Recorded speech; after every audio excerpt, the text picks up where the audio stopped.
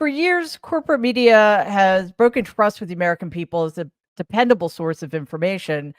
And because they have such tremendous power to shape public opinion, especially in the lead up to an election as important as this one, this abdication of responsibility really matters.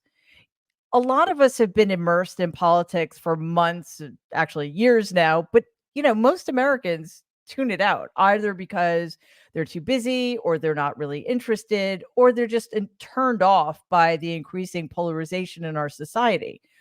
Now, part of the media's job is to be in tension at times with the government and the party in power. But that tension should always be in service to protecting and strengthening democracy, right? That's why it's their job to keep the American electorate informed as well, right? It's important, especially now. We're about 4 days out from election day, and a significant percentage of Americans, shockingly to those of us who are always kind of plugged in, are just starting to pay attention. Which brings us to the last 48 hours in corporate media. They have put on a masterclass in how to fail democracy. Let's start with Thursday's manufactured crisis, apostrophe gate. Check out this clip. Well, good morning, Ainsley. It was just last week that President Biden said he wanted to lock Donald Trump up. Now he said the following last night. I don't know the Puerto Rican that I know, or Puerto Rico where I'm in my home state of Delaware. They're good, decent, honorable people. The only garbage I see floating out there is his supporters. His demonization is seen as unconscionable. Just as a quick aside, Donald has been convicted on 34 felonies, so he probably should be locked up. I don't recall President Biden's actually saying that. But getting back to what President Biden actually did say, not only did the media misrepresent his intent, they tried to hold Vice President Harris responsible for Biden's statement. Here's how quickly they tied it to Kamala Harris. This is the New York Times headline. Biden's gaffe complicate Harris's final stretch, worrying Democratic insiders. Really? Really? Meanwhile, the actual Republican nominee has made turning America into a garbage can his entire platform. Here's that nominee. We're like a garbage can.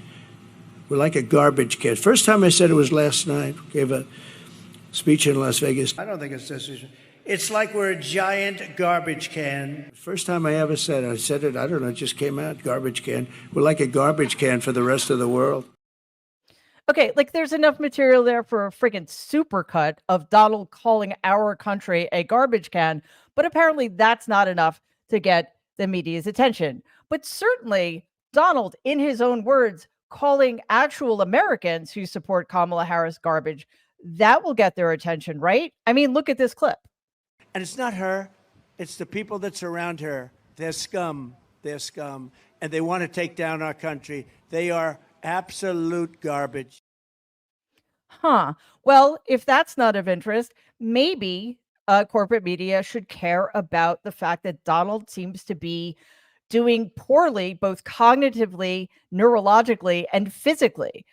He claims he's in perfect health, but he refuses to release his medical records. And here he is, struggling to open a very complicated device called a door.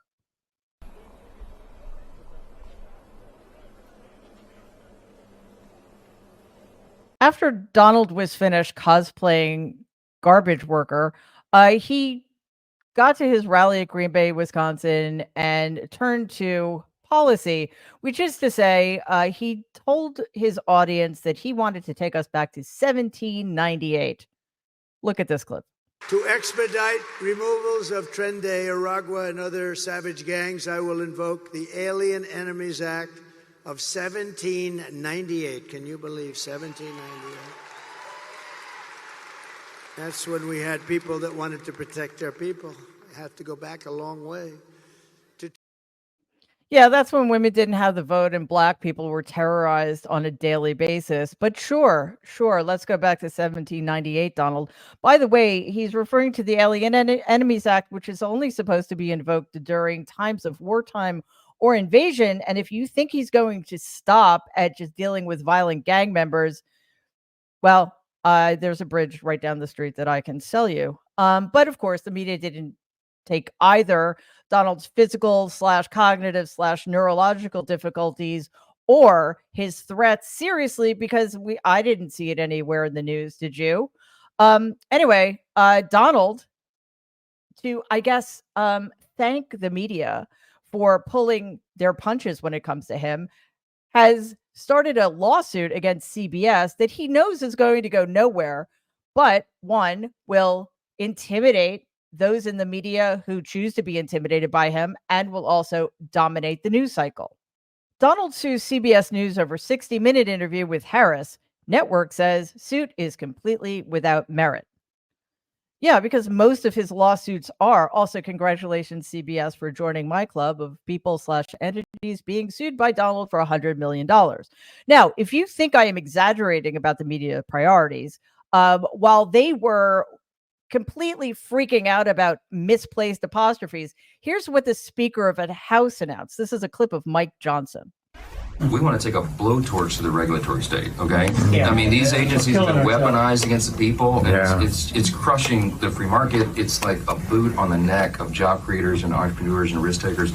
And so healthcare is one of the sectors, but we need this across the board, and Trump's going to go big. I mean, he's only going to have one more term, right? Can't run for re-election. Right. And so he's going to be thinking about legacy, and we're going to fix all these things. And, no Obamacare?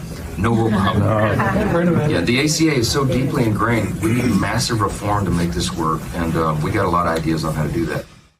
Sure, take a blowtorch. You know what he's going to take a blowtorch to? Healthcare for tens of millions of Americans. Remember not getting covered if you had a pre-existing condition? Well, welcome back to that if Donald gets back into the White House. And the media covered that not at all, just as they didn't cover Kamala Harris's proposal to have Medicare cover long-term healthcare, home healthcare for seniors, which would also impact tens of millions of Americans, but in a positive way for a change. Nope. We moved right on to Friday when Donald Trump sat down with fascist and Russian stooge Tucker Carlson, and Donald said this. Is it weird for you to see Liz Cheney, that'd be Dick Cheney's repulsive little daughter, running against you with Kamala Harris? Well, I think it hurts Kamala a lot, actually. Look, she's a deranged person. But the reason she couldn't stand me is that she always wanted to go to war with people. I don't want to go to war. She wanted to stay in Syria. I took them out. She wanted to stay in Iraq. I took them out. I mean, if it were up to her, we'd be in 50 different countries. She's a radical war hawk. Let's put her with a rifle standing there with 9 barrels shooting at her, okay? Let's see how she feels about it. You know, when the guns are trained on her face. You know, they're all war hawks when they're sitting in Washington in a nice building saying, oh, gee, let's send 10,000 troops right into the mouth of the enemy. But she's a stupid person. And I used to I'd have meetings with a lot of people, and she always wanted to go to war with people. All right, let's just be very clear about this. First of all, Donald is a pathetic piece of shit, and his rhetoric is going to get somebody killed. Let this sink in. The Republican candidate for the presidency of the United States is threatening his political opponents with execution in front of by firing squad. Okay, think about that. Here was Liz Cheney's response on Twitter. This is how dictators destroy free nations. They threaten those who speak against them with death. We cannot entrust our country and our freedom to a petty, vindictive, cruel, unstable man who wants to be a tyrant. No, we cannot. And yet, neither the Washington Post nor the New York Times thought that this was worthy of being the leading story, that the Republican candidate for the presidency is calling for the execution by firing squad of his political opponents. I guess he used the proper punctuation. Anyway, you know what we got instead of that? We got this headline. Hiring slowed sharply in final month before election amid hurricanes strikes. The economy, which has been reported unanimously as excelling all expectations, the American economy is the strongest in the world right now. But we're being told just days out from the election that it's slowing down and starting to get bad again. Because who is that going to hurt? That hurts the party in power. So it doesn't matter that during a natural disaster, Donald Trump had this to say in the aftermath of Hurricane Helene. People are dying in North Carolina. They're dying all over those 5-6 states. They're dying, and they're getting no help from our federal government because they have no money, because their money's been spent on people that should not be in our country. They stole the FEMA money just like they stole it from a bank so they could give it to their illegal immigrants that they want to have vote for them this season. Just lies, all lies. Every single thing that came out of that man's mouth just then is a lie.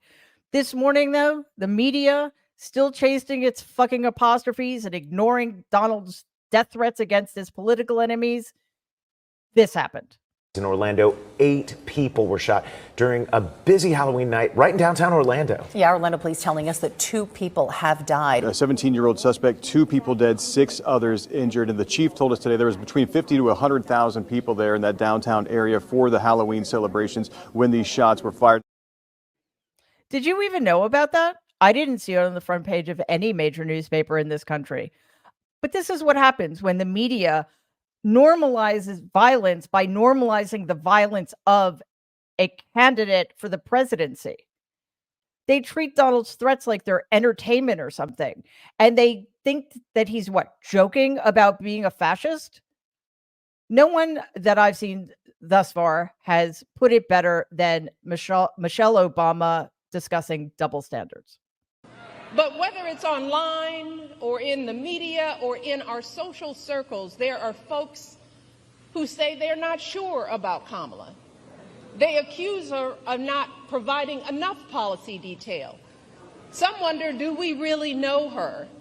Is she too aggressive? Is she not aggressive enough? There are folks sowing seeds of doubt about whether she's who she appears to be. Now, don't get me wrong. Voters have every right to ask hard questions of any candidate seeking office. But can someone tell me why we are once again holding Kamala to a higher standard than her opponent?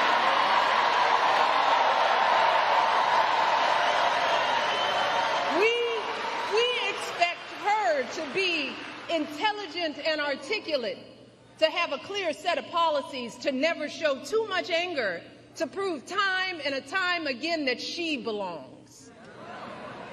But for Trump, we expect nothing at all. Michelle Obama is right. One candidate has to be flawless. The other can get away with anything. I mean, nothing about this is new. It's sort of built into elite media structure that they are anti-democratic, meaning the Democratic Party, and pro-Republican. But it's worse. I mean, we saw what Hillary Clinton went through in 2016. She too had to be perfect, while Donald got away with being a misogynist and a racist and a slob. But now it's a difference of degree, if not kind. It's worse because he's worse. Kamala Harris has a lot of things going against her. In terms of the corporate media, it's because she's a Democrat. And in terms of America, it's because she's a woman and because she's Black. So in the final week, we're literally 4 days out here when people are starting to pay attention. I ask this to the corporate media. Can you please, for the sake of our democracy and our children's future, start to get this right?